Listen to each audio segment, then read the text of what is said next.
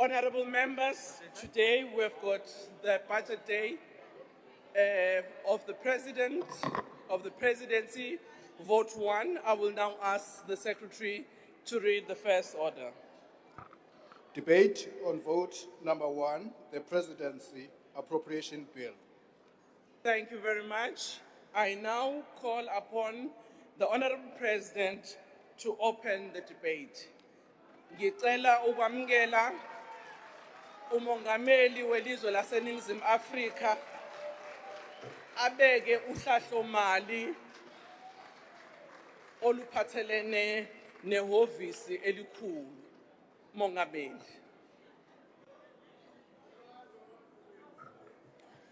Thank you. Honorable Minister of Minerals and Energy, please take your seat. Thank you very much. Honorable President. The Speaker of the National Assembly, Ms. Togo Didiza, the Deputy President, Paul Mashatile, in absentia, as he is traveling in India, ministers and deputy ministers, honorable members and fellow South Africans. Ndilibuwa chifinga hechi chinenda kuchipiwa uri ndive bajeti ya presidency ka parlamente ya hashu. Honorable Speaker, 30 years ago, the people of South Africa adopted a constitution that transformed our country from a divided past into a democratic future. The Constitution remains our national covenant. It is the foundation upon which we are building a society founded on freedom, dignity, equality, and opportunity for all. Our Constitution essentially mirrors the hopes and aspirations of millions of South Africans who played collectively a direct role in drafting this Constitution. Our Constitution reflects the desire of our people for a government that is responsive, a government that is open and accountable. This Constitution reflects our people's desire for a democracy where all three spheres of government serve the public interest, where power is exercised in accordance with the law, where those entrusted with authority are subject to scrutiny and oversight. This presidency budget vote is the first to be considered since the National Assembly's Committee on the Presidency was established in December 2025. The Presidency welcomes the establishment of the committee, and members of this House can be assured of our full support for the work of this committee.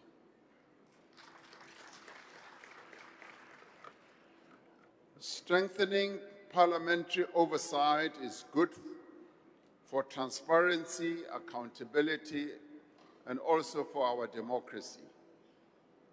The Presidency occupies a unique place within our government system in that it is not a service delivery department.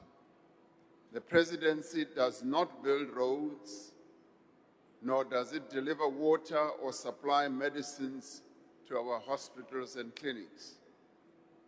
The Presidency is not simply a coordinating institution. It is the strategic center from which government derives and drives implementation, resolves blockages, mobilizes partnerships, and ensures that the commitments that we make to our people are translated into tangible results. The Presidency's role is firstly to drive inclusive growth and job creation. Secondly, its role is to reduce poverty and tackle the high cost of living. And thirdly, to build a capable, ethical, and developmental state.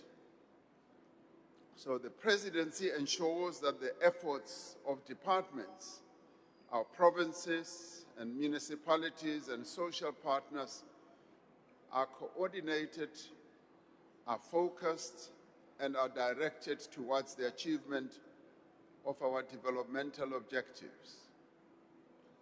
Because the Presidency's role is strategic rather than operational, its budget necessarily differs from those of frontline departments. Unlike frontline departments whose budgets are primarily directed towards service delivery, the Presidency's mandate is to provide strategic leadership across the entire state. Its resources are therefore invested in long-term planning, policy coordination, evidence-based decision-making, performance monitoring, and implementation oversight. These functions are indispensable to ensuring that public resources are used effectively, that government programs deliver measurable outcomes, and that the priorities of our nation are translated into action. During the course of this financial year, the Presidency will focus its work on the priorities that we set out in the State of the Nation address. The first priority we set out in SONA is to grow the economy of our country and create jobs. Following years of challenges, our economy is on the mend. The macroeconomic environment has improved. Our tax collection revenues remain strong, public finances are in better shape, and national debt has stabilized. Last week, the rating agency Moody's lifted South Africa's rating outlook from stable to positive. This comes 6 months after Standard & Poor's lifted South Africa's credit rating for the first time in 2 decades. That is positive for our country. With dedicated investment expertise, the Presidency continues to coordinate the national investment drive. In March of this year, we held a very successful 6th South Africa Investment Conference, where we secured pledges for investments in excess of 890 billion in industries across the economy. Significantly, a substantial portion of investments commitments were made by South African domestic investors. When local investors show confidence in the prospects of the economy of our country, international investors follow suit. Economic growth is not an end in itself, Madam Speaker. Its purpose is to create work, is to restore hope, and also to expand opportunity. Every investment secured, every infrastructure built and completed, and every reform implemented must ultimately improve the lives of ordinary South Africans. The Presidency is also working with the relevant department to protect jobs in the auto industry, in the cement, steel, and other distressed sectors of our economy. We have embarked on the largest infrastructure build in South Africa's history. Over the next 3 years, the state, as we have said before, will be investing up to 1 trillion rand in building and refurbishing roads, dams, schools, hospitals, clinics, as well as energy, logistics, and transportation infrastructure. Our office is coordinating efforts to broaden markets for South African goods. We continue to strengthen our trade relations with our main trading partners, including a number of countries on our continent, the European Union, the United States, and China, while expanding the diversity and volume of our exports to other parts of the world. For close to 2 decades, load shedding was one of the single largest constraints to our country's economic growth and to social development. Through the National Energy Crisis Committee, and thanks to the efforts of Eskom, government departments, and social partners, the country has recorded more than a year without load shedding. That is something that should be applauded. Eskom has returned to financial and operational viability. New capacity continues to be added to the national grid, including from renewable energy sources. We are now working to bring load reduction that is experienced by our communities in many municipalities to an end. Through the focused work of Transnet, supported by the National Logistics Crisis Committee, the performance of our railways and ports is improving. More tonnage is being transported and also being exported. This is helping to ease long-standing bottlenecks across key economic sectors like mining, agriculture, and manufacturing. We are also seeing progress in other economic sectors. For example, between January and March this year, agriculture recorded an 11% increase in export earnings compared to the same period last year. South Africa is now the largest exporter of citrus by volume in the whole world, and that is something that should be applauded. We are surpassing a number of countries that are known to be great exporters of citrus, such as Spain and a number of countries in Latin America. Access to productive land is essential to further grow our agricultural output, to create jobs, and lift people out of poverty. Over time, government has acquired around 2.5 million hectares of land under the proactive land acquisition strategy. This land has generally been leased to beneficiaries on a short-term basis, which limits their ability to borrow money and use the land as collateral. It limits their ability to invest in the land, to grow agricultural production, and to contribute to the rural economy. As part of our efforts to revitalize rural economies, to strengthen land rights, and to support the inclusion, particularly of Black farmers in commercial agriculture, we have embarked on a concerted effort and program to release this land with title deeds to deserving beneficiaries. Recently, I was in Northwest, where we were handing out land, and the request of our people was largely that the land must now be handed over to them in title deeds rather than in leaseholds. And we are going to respond to this. The Minister of Land Reform and Rural Development will outline the details of the program to convert agricultural leases to title deeds. In other areas of the economy, such as tourism, there is significant growth.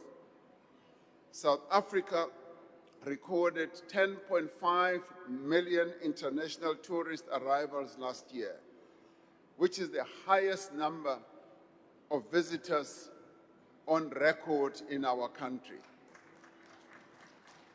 And in the first quarter of this year, tourist arrivals were up by more than 12% compared to the same period last year. These are some of the indicators of progress in pursuit of inclusive growth that creates jobs. They are the building blocks upon which investments are being secured and opportunities are being created for the people of our country. Even while there is clear progress, events from far from our shores are threatening to slow our emerging economic recovery. The attack by the United States and Israel on Iran and the conflict that has now engulfed much of the region has set off a global oil crisis. The effects of the surge in oil prices and other critical supplies like fertilizer are likely to undermine much of the progress that we had made in bringing down inflation and the cost of living. Together with disruptions to the global economy, these developments are likely in the immediate term to slow down our economic growth and to hamper our efforts to create jobs.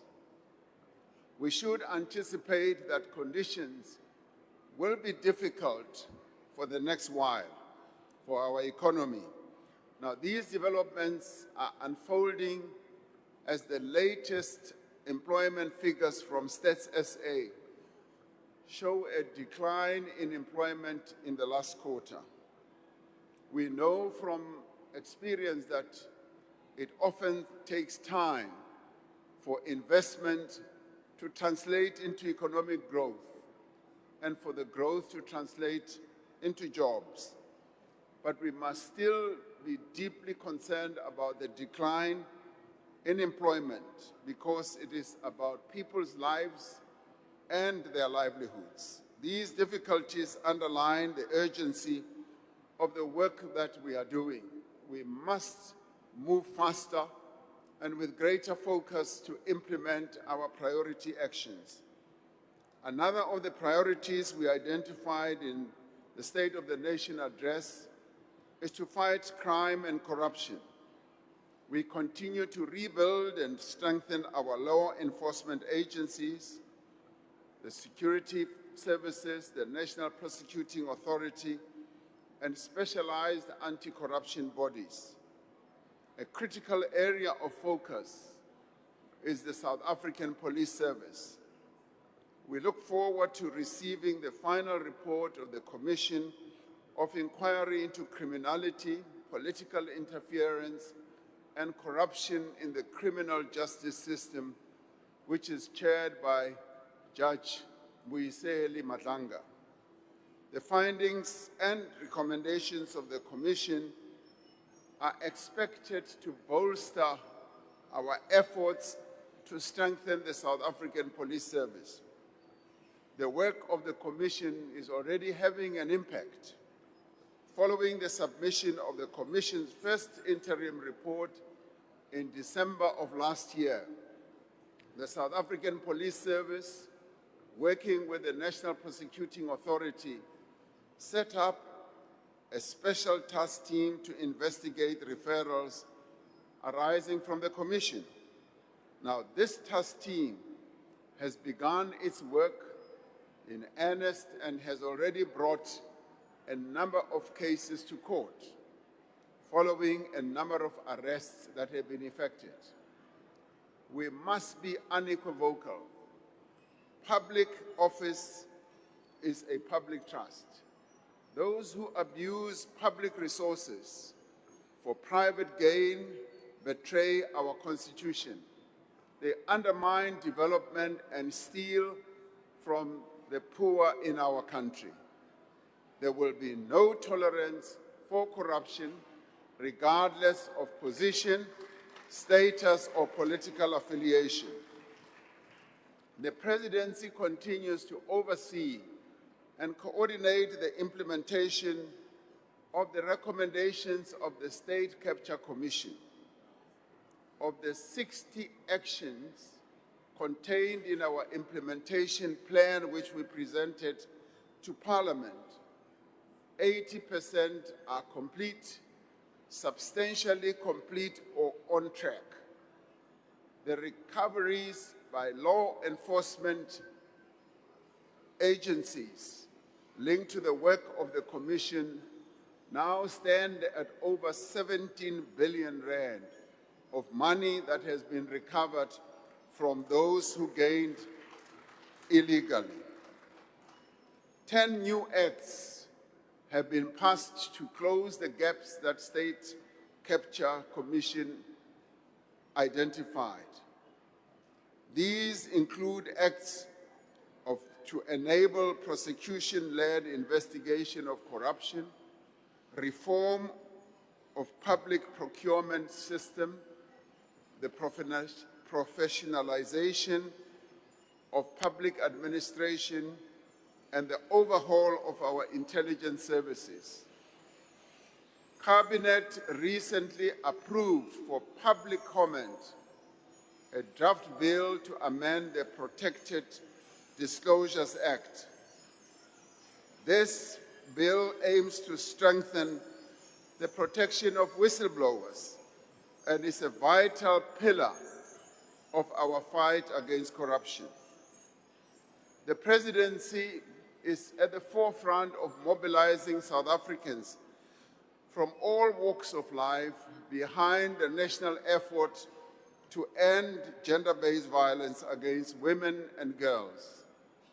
It exercises stewardship over the implementation of the National Strategic Plan to combat gender-based violence and femicide. In November last year, gender-based violence and femicide was classified as a national disaster, and Cabinet has approved action plans to tackle this crisis and commit the necessary resources. Prevention is our priority. We are therefore increasing our efforts to promote positive masculinity, focus on boys and young men in schools, in communities, and organizations. We continue to strengthen the response of the police, prosecutors, and courts, and continue to improve support for care of survivors of gender-based violence. Another important area is the economic empowerment of women through capacity building, improved access to public procurement, and greater involvement in the value chains of key industries in our economy. As we work to build a safer, more stable, and more prosperous society, we do need to address the challenge of migration. When it is well managed and regulated, migration can help to drive economic growth and opportunity for all. However, we need to deal with illegal migration. We have seen how illegal immigration into our country can put pressure on our public services and undermine our efforts to create decent work for all. As announced in the State of the Nation address, government is taking decisive action to address this challenge. We are cracking down on violations of immigration laws. We are increasing our inspections of workplaces and prosecuting employers who violate our labor laws. We are strengthening, Madam Speaker, we are strengthening border security, stamping out corruption in the immigration system, and closing the loopholes in fragmented immigration laws. We must be clear, however, every person in South Africa, whether they are citizens or foreign nationals, must respect our laws. They must also respect the rights of every person in our country, and our laws must be upheld. We must never give in to violence, to xenophobia, and to vigilantism. As a society, we must stand against all forms of disinformation, of incitement, of false information being spread around, of racism and ethnic mobilization. We will continue to strengthen and enforce our laws while upholding the Constitution of the Republic and also respecting the human dignity of all. This will enable us to deal with illegal immigration without turning against one another. Another critical priority we outlined in the State of the Nation address is to urgently resolve the water crisis in our country that is affecting many parts of the Republic. Drawing on our experience in ending load shedding, we have established the National Water Crisis Committee. Coordinated from the center of government, the committee has begun the implementation of the National Water Action Plan to address the weaknesses in the management and delivery of water services. Through the plan, we are pursuing both immediate relief and lasting structural reforms. In the short term, national government will intervene directly in municipalities that are facing acute water failures using existing constitutional and legislative powers that we have. Over the medium term, as well as the long term, the delivery of water needs to be overhauled, and the model needs to be overhauled and modernized. Municipalities will be required to ring-fence water revenues so that what consumers pay for is reinvested directly into fixing pipes, reservoirs, and pumping stations, instead of having the revenues being utilized for other purposes other than to improve the delivery of water. We are also working to overhaul local government so that it works for the people of our country. This is vital if we are going to improve our people's lives. The true test of government is not what happens at the union buildings or in the Houses of Parliament. The true test is whether water flows from a tap, whether a street light works, whether refuse is collected, whether a road is maintained, and whether the community feels safe. That is the true test. That is why fixing local government is amongst the most urgent priorities of this administration. It is vital to growing our economy and creating jobs. If the conditions for investment in our towns and cities are unfavorable, if there is a lack of electricity or water or poorly maintained infrastructure, investors will simply take their business and their money elsewhere, as we have seen in some of our towns. That is why we continue to prioritize the revitalization of local government and to support efforts towards finalizing the revised white paper on local government. As we undertake the far-reaching reforms outlined in the white paper, the Presidency is using the working group model to support large metros. This model brings together the Presidency, provincial governments, municipalities, business, state-owned enterprises, organized labor, and representatives from community-based organizations to implement priority interventions to turn municipalities around. In 2024, we established the Presidential eThekwini Working Group, and in March of last year, the Presidential Johannesburg Working Group was also established. Across all the metros in the country, we have prioritized key reforms to ring-fence revenue in the trading services system that we have established. Now, these reforms will enable greater investment in water, in energy, and waste management infrastructure to meet the growing service delivery demands in our towns and cities.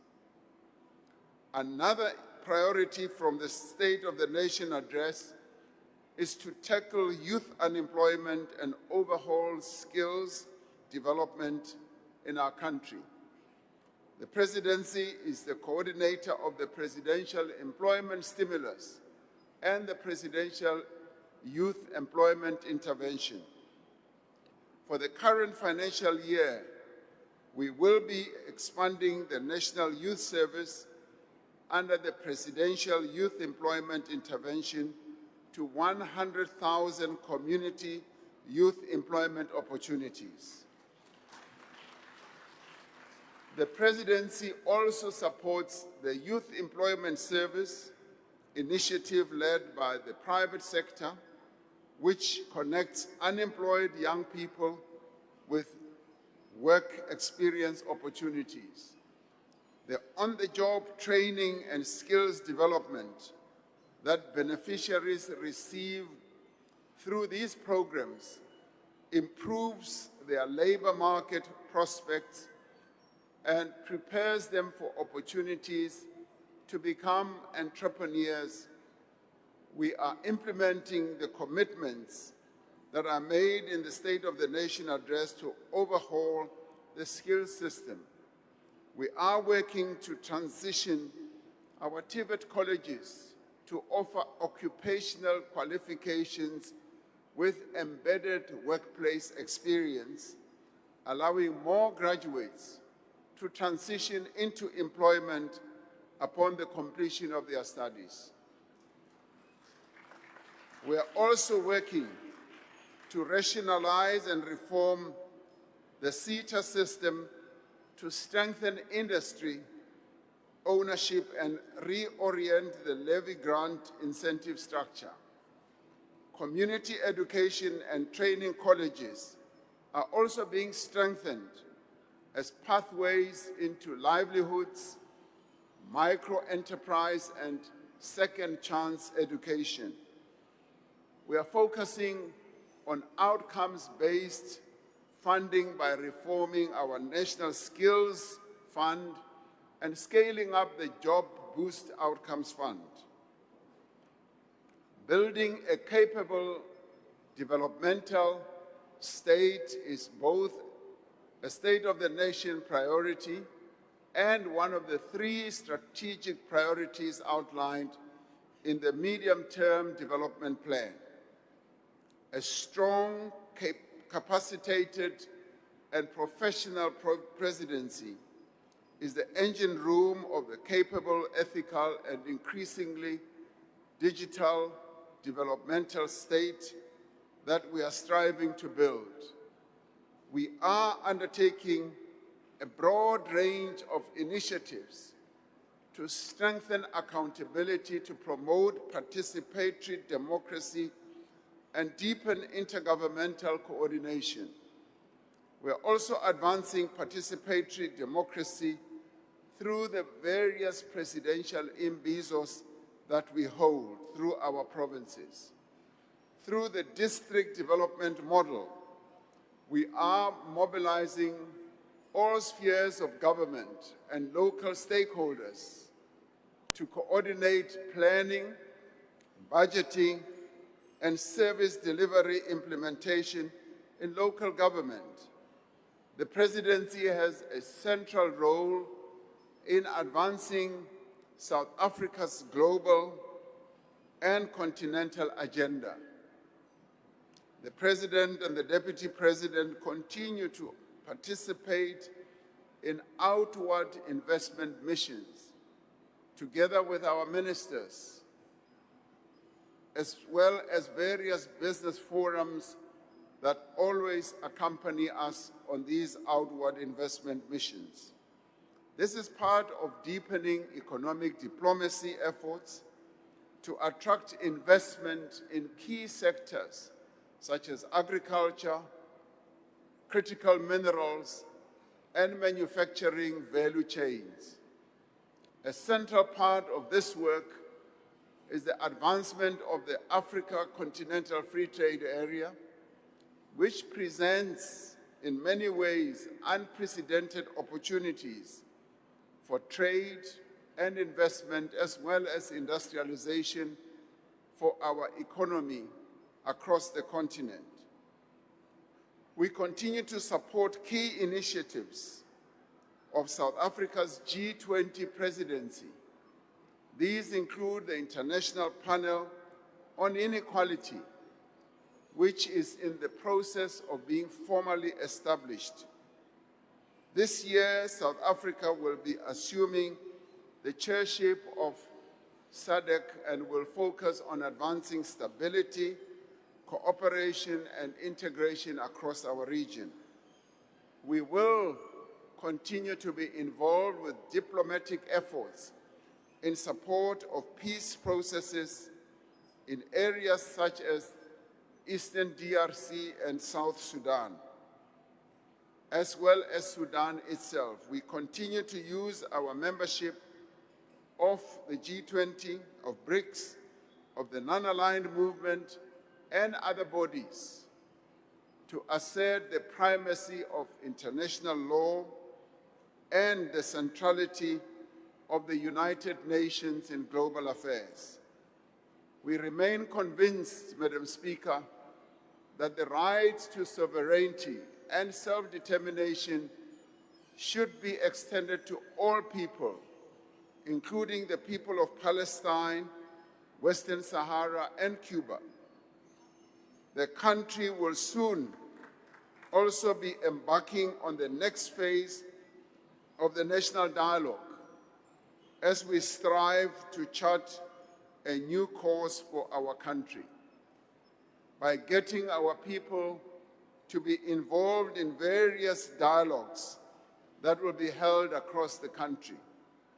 These will include ward-based engagements, digital engagements, and sectoral dialogues. And I call on all South Africans to come together once more and be part of crafting a new vision for our country. Madam Speaker and honorable members, the State of the Nation address sets out the line of march for all of us. The budget process gives effect to government's plans and programs for the year ahead. Various departments have presented their budgets, and our ministers and deputy ministers have shown the work that they will be doing through their various budgets. We have sought to outline the role of the Presidency in driving our national priorities.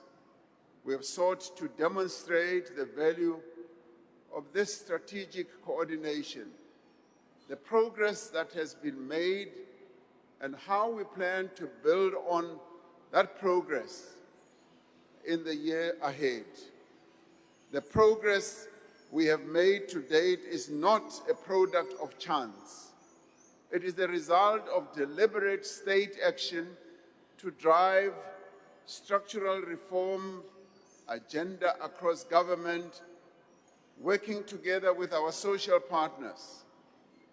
The progress we are witnessing owes much to strategic direction from the Presidency, as well as our various departments and the work of our ministers and deputy ministers and directors general.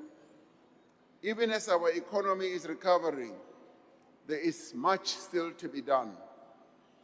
Local government must be fixed with urgency, and the state of service delivery must be turned around. Corruption must be uprooted, crime must be stamped out, and government must serve the people and treat them with respect and dignity. And work must continue in earnest. And all of us should ourselves never be deterred by distractions or political intrigue.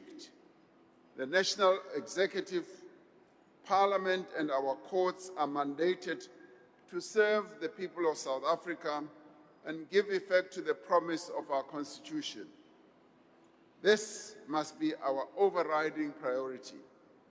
As I conclude, Madam Speaker, I want to express my gratitude to Deputy President Paul Mashatile, the Minister in the Presidency, Ms. Kumbuzo Nchaweni, and the Deputy Ministers Nongeba, Mhlauli, and Kenny Murolo, who through the work that they continue to do in the Presidency strengthen our resolve.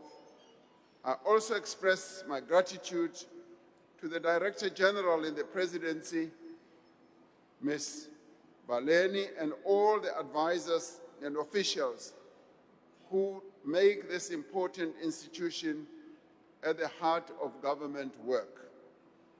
Madam Speaker, I therefore commend this budget vote of the Presidency to the National Assembly, and I look forward to the debate that will ensue throughout the afternoon into the evening.